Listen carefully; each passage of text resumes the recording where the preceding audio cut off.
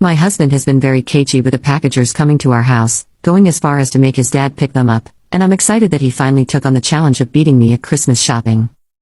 My husband traveled for work last week and was very cagey about some packages that may or may not arrive while he was gone.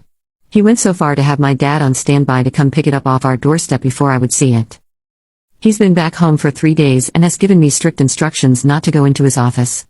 I usually bring him breakfast in the morning, but I've been asked to leave it on the banister outside his door. He's also spent a good 10 hours locked up in there during his free time doing something. I can hear his tape measure wibble around and occasional bangs and furious typing. He always comes out smiling and refusing to talk about what he's doing, just that it's Christmas stuff, and I should mind my own business lol.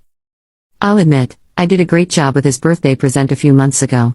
But we've already decided that my big present this year is the puppy we've been planning for months and I get to bring home soon. I have no idea what he's up to in there, but I know for a fact he's working very hard to make me happy and I feel extremely loved. He doesn't know I'm about to knock it out of the park with my Christmas shopping this year. I can't wait to see who wins. Edit to add, this man was not a Christmas person when we met. But I adore Christmas and over the years my enthusiasm has rubbed off on him. I still wouldn't say he loves Christmas, but he sure does love me and making me happy. I'm so lucky to have him in my life. Update. I have terrible news. Today, for the first time in 13 years, I have lost Christmas. I am out of my league. My husband has surpassed my greatest expectations. It's over. We picked up our new puppy the week after Thanksgiving. The weekend before was a mad dash to get the house puppy-proofed and Christmas ready. In the middle of that, husband announced that this year we're getting an 8-foot tree. We had to have my dad meet us with his truck to get it home. It looks fantastic. Since then I've had my hands more than full with my now 11-week-old puppy.